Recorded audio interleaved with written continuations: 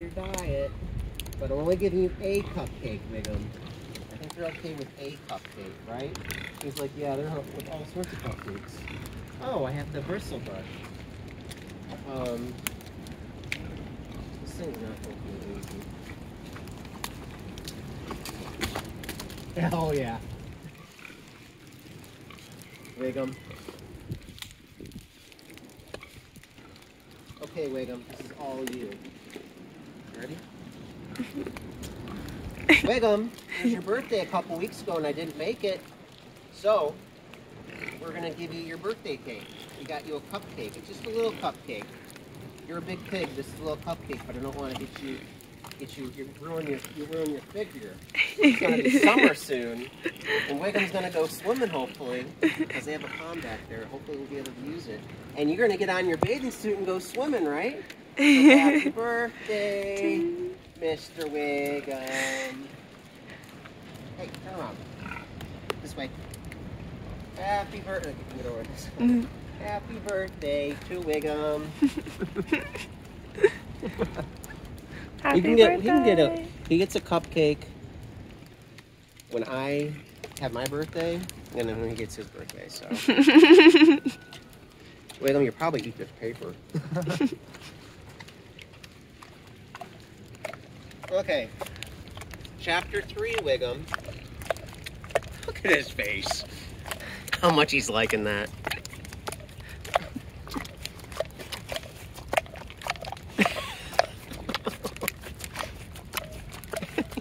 He's so happy.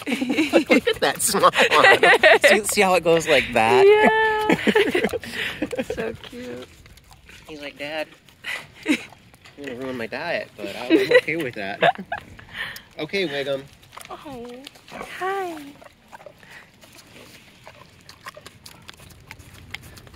Okay, Wiggum.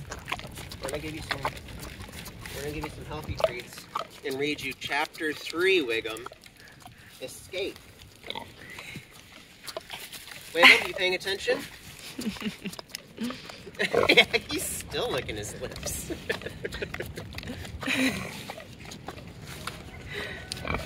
Yeah. It's like, that was so good. I haven't had one of those. I remember his second birthday. We sung him happy birthday. They had like a wax candle at the top. And that was a memorable one. So yeah, it was his second birthday. They had the big 2 on it. Crumb. Wiggum, are you ready? Chapter 3, Escape. The barn was very large. It's very old. It smelled of hay and it smelled of manure. It smelled of the perspiration of tired horses and the wonderful sweet breath of patient cows. It also had a soft sort of peaceful smell, as though something bad could happen ever again in the world. It smelled of grain and the good harness dressing of axle grease and rubber boots of new growth. And whenever the cat was given a cold fish head to eat, the barn would smell of fish. But mostly it smelled of hay, for there was always hay in the great loft up overhead. And there was always hay being pitched down to the cows and the horses and the sheep. The barn was pleasantly warm in winter, when the animals spent most of their time indoors, and it was pleasantly cool in the summer, when the big doors stood wide open to the breeze. The barn had stalls on the main floor of the work horses, tied up on the main floor for the cows, a sheepfold down below for the sheep, a pig pen down below for Wiggum, not Wilbur, Wiggum. And it was full of sorts of things you find in barns: ladders, grindstones, pitchforks, monkey wrenches, scythes, lawnmowers, snow shovels, axe handles, milk pails, water buckets, empty grain sacks, and rusty rat traps. It was the kind of barn that swallows like to build their nests in, and it was a barn, open his mouth, ready for treats. Yeah, the barn that swallows like to build their nests in. It was the kind of barn that children like to play in. The whole thing was owned by Fern's uncle, Mr. Homer L. Zuckerman. Wilbur's new home was in the lower part of the barn, directly underneath the cows. Mr. Zuckerman knew that a manure pile was going to keep a young pig keep a young pig? That's it. Oh, a good place to keep a young pig. Pigs need warmth, and it was warm and comfortable down there in the barn on the south side. Fern came almost every day to visit him. She found an old milk stool had been discarded, and she placed the stool in the sheepfold next to Wiggum's pen. Wiggum's. Here she sat quietly during the long afternoons, thinking and listening and watching Wiggum. The sheep soon got to know her and trust her. So did the geese. What, Wiggum, do you trust me? Yeah, you want a kiss?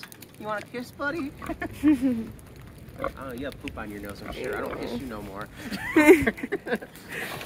The sheep soon got to know and trust her. She did the geese who lived the sheep. All the animals trusted her, and she was quiet and friendly. Mr. Zuckerman did not allow her to take Wiggum out, and he did not allow her to get into the pig pen, but he told Fern that she could sit on the stool and watch Wiggum as long as she wanted to. It made her happy just to be near the pig and make Wiggum happy. You know, she was there sitting there right outside the pen, but he never had any fun. No walks, no rides, no swims. You go swimming, Wiggum. Once in a while, you go swimming. In a while, you go swimming. One afternoon in June, when Wiggum was almost 2 months old. Remember when you were 2 months old? Remember? Walking around the city with your hooves flapping? When Wiggum was almost 2 months old, he wandered out into a small yard outside of the barn. Fern had not arrived for her usual visit. Wiggum stood in the sun, feeling lonely and bored. Wiggum, one of these times, you know, we need to pair you up, because don't you get lonely and bored? It's okay, buddy. If that's just the way you want to do it, that's the way you want to do it.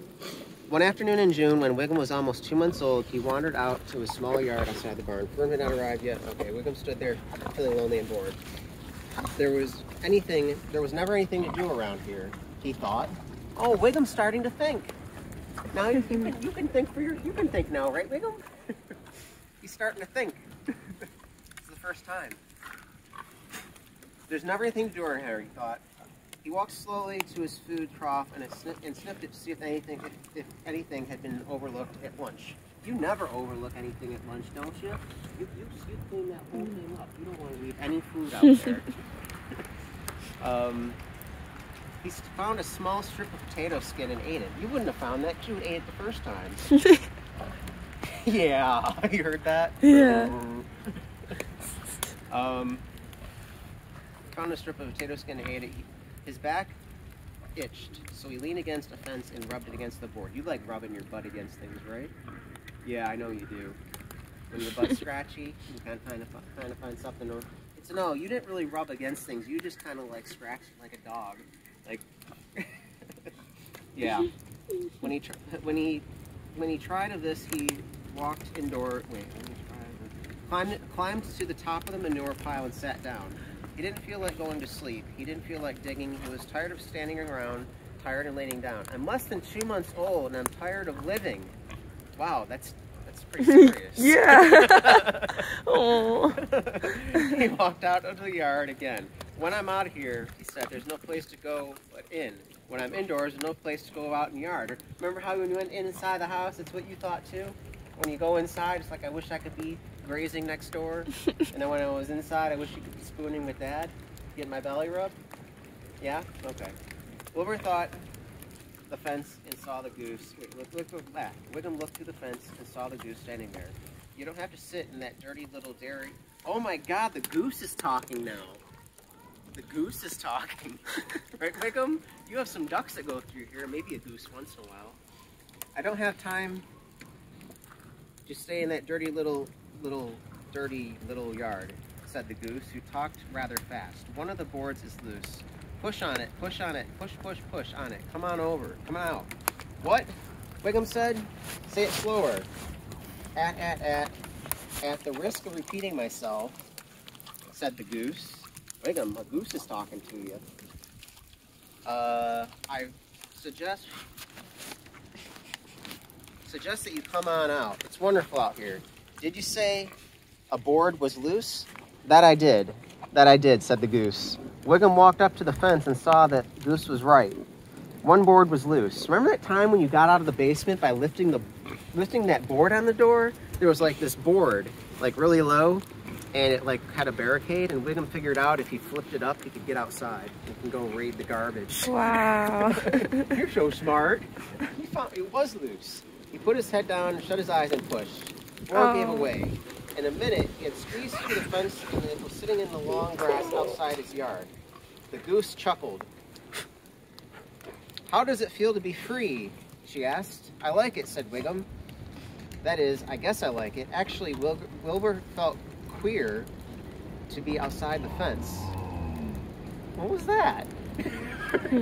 Boom. Wiggum, was it about feeling queer? That's what it said, and he just like ripped one. With nothing between him and the big world.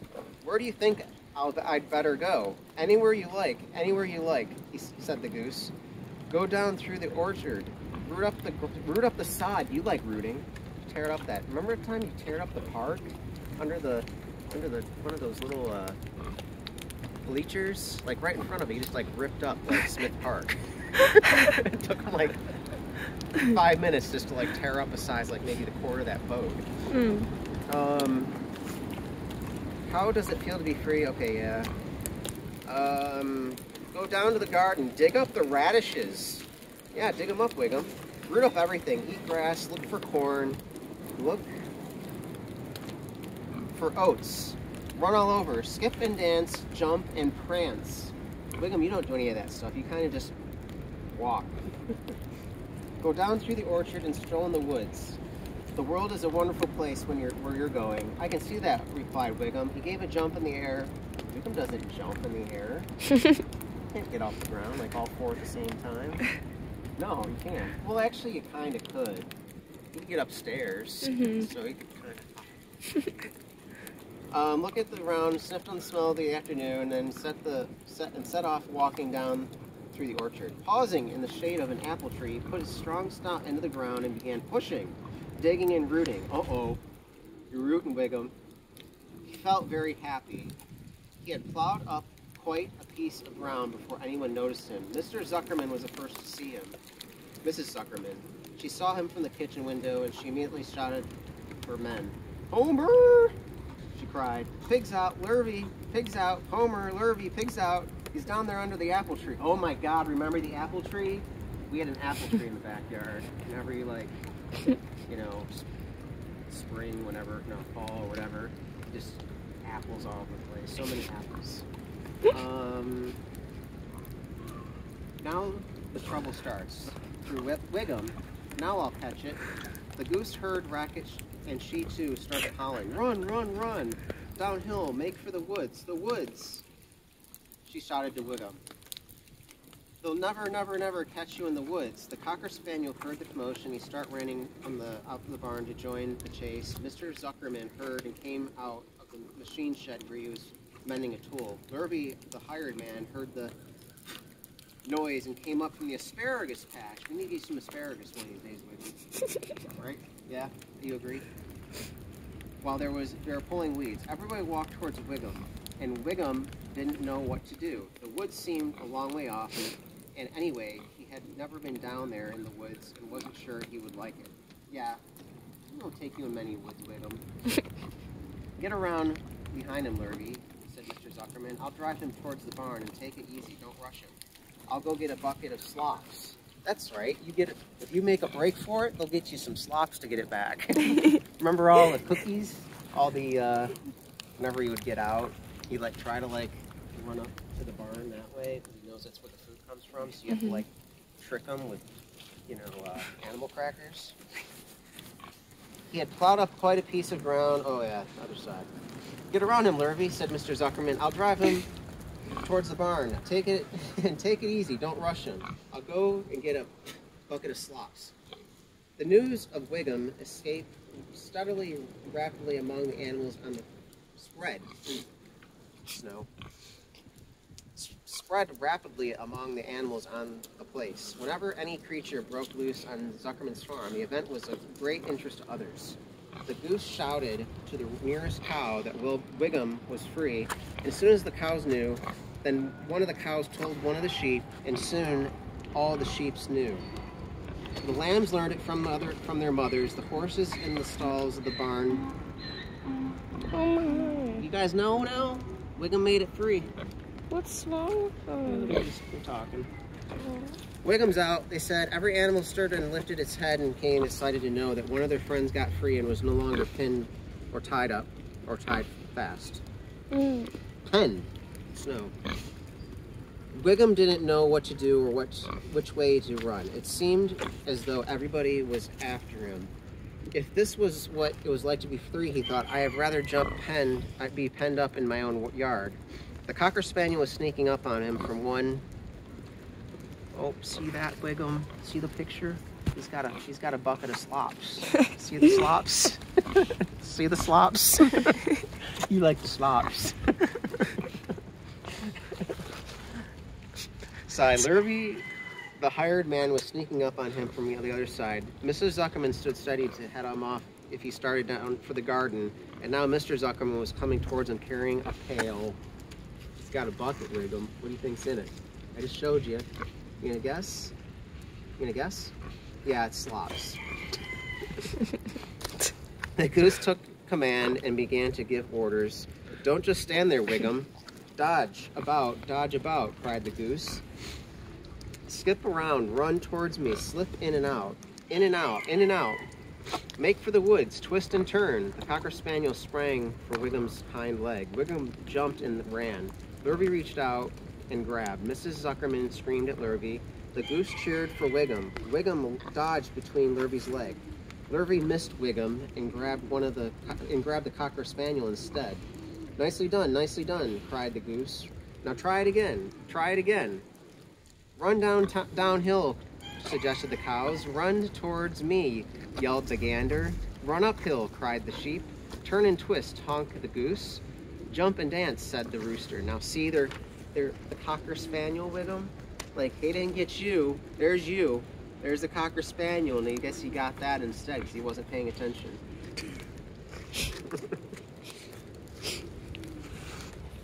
Okay, 22. This is a long chapter for Wiggum. Look out for Lurvy, called the cows. Look out for, what do you want? What? You're gonna get some treats. You have that? Your breath isn't too bad. I thought it'd be worse. Look out, watch for the dog, cried the sheep. Listen to me, screamed the goose. Poor Wiggum was dazed and frightened by his hullabaloo. I've never heard, what's a hullabaloo? Wiggum, get out your phone. Google hullabaloo. Hula-boo. Hula-boo. Yeah, hula-boo. That's hula-blue. Didn't hear, like, being the center of all this fuss. He tried to follow the instructions his friends were giving him, but couldn't run downhill and uphill at the same time. He couldn't turn and twist where was I? When he was jumping and dancing. Wiggum, you can't dance. Used to be able to dance on his back legs, sort of, if I hold his front hooves.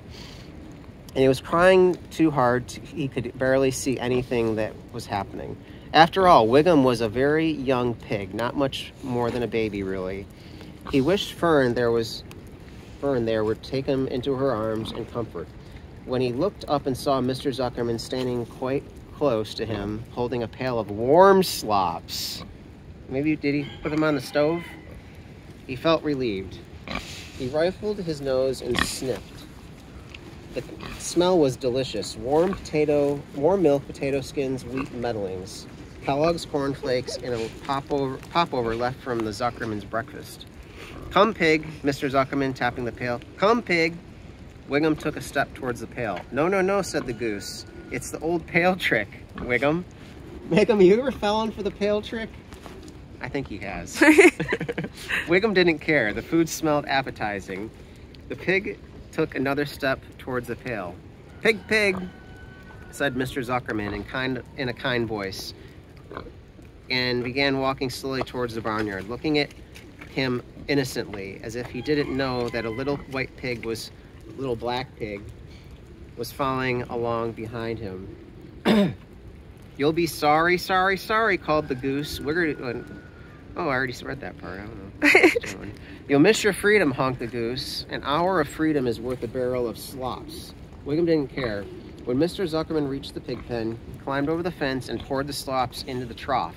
At least he gave them to you. He could have just like ran off. What are you trying to do? Oh, crap.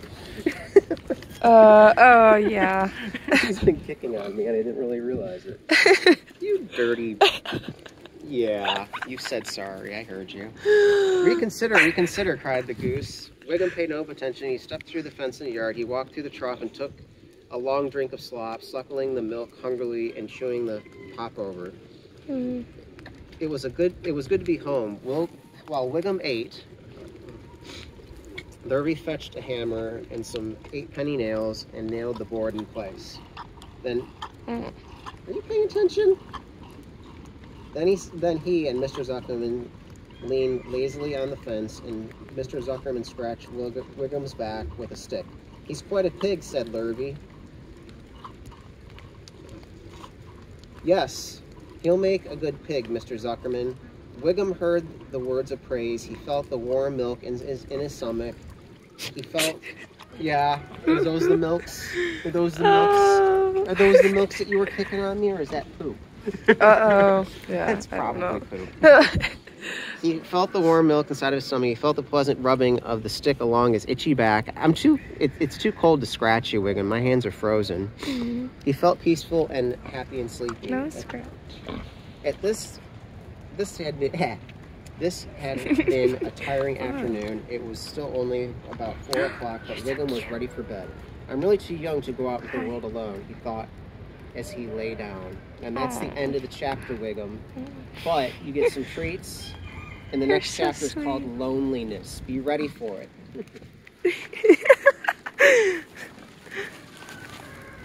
Now, I want to see if he's... I don't know if he's... Wiggum, are you going to come over here?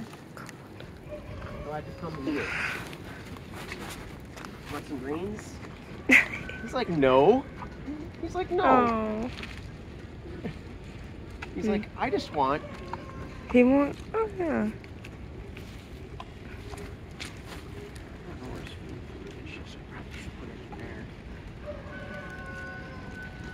Maybe if I give him his greens first? Yeah. Because, like, he wants the apples. Mm-hmm. But if you give him an apple first and then go to greens, then he won't eat them.